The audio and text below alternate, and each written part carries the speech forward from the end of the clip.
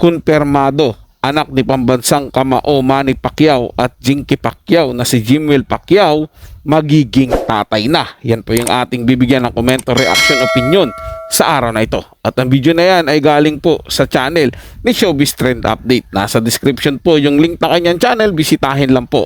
At syempre huwag niyong kalimutan na mag-subscribe dito sa ating channel at hit ang notification bell para lagi kang ma-update pag may mga bago tayong video. Isang like at subscribe lang po, malaking bagay po yan dito sa ating channel. Kaya huwag na natin patagalin to, simulan na po natin ang ating reaction video sa araw na to mga tagapanood. Let's do this! Welcome back sa aking channel. Jimwell Pacquiao girlfriend totoo nga bang buntis na? Matapos aminin ni Jinky na magiging lola na siya soon, panuorin at pakinggan ang buong detalye.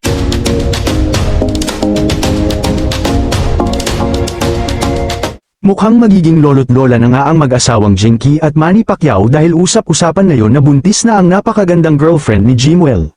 Ito'y matapos mapansin ng mga netizens ang kakaibang paglaki ng tiyan ng girlfriend ni Jimwell. Inakala ng iba na hindi ito buntis, pero ang totoo pala ay nagdadalang tao na pala ito. Sa katunayan ay manganganak na pala ito this year. Ito ang inamin ng mommy ni Jimwell na si Jinky Pacquiao na soon ay magiging lola na siya. Naging usap-usapan ito, matapos may post online ang isang casual ngunit nakakatawang palitan ng mensahe ng dating politiko at negosyanteng si Chavit Singson, at kaibigan na si Jinky.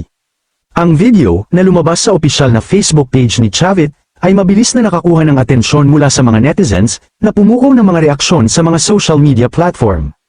Sa clip, makikita si Chavit na dumating at magiliw na binati si Jinky at ang kanyang kambal na kapatid na si Janet Jamora.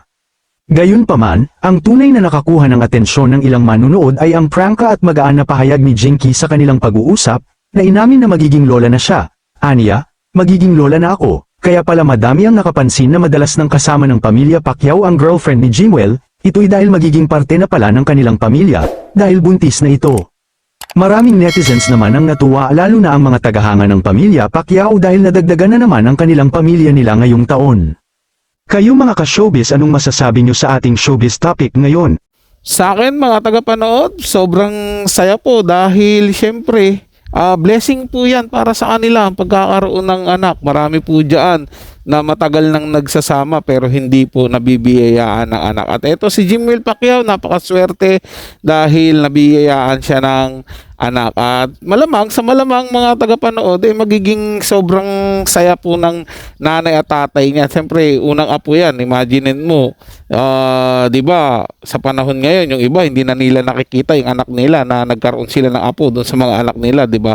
Kaya sobrang saya yan. Tapos, di ba, alam naman po natin mga tagapanood dito sa Pilipinas na mas mahal pa nga ng mga lola yung mga apo kaysa doon sa anak nila. Kaya hindi ko po ma-imagine kung gaano sobrang kasaya neto ni Ma'am Jinky Pacquiao sa darating na apo nila. Kaya happy po ako sa kanila, and then sana po magpakasal na po si Jimwell Pacquiao at yung girlfriend niya para naman maging hindi illegitimate yung bata, maging legitimate yung bata kasi kasal yung mga magulang nila. Pero sigurado naman po ako darating po yung araw na yan na magdesisyon silang magpakasal para doon sa anak nila. Yun ay kung hindi magbabago ang isip nila at hindi maghihiwalay, kasi alam naman po natin pag sa mga showbiz, sa mga celebrity, sa mga kilalang mga tao ay nauuwi po sa hiwalayan yung relasyon mga tagapanood pero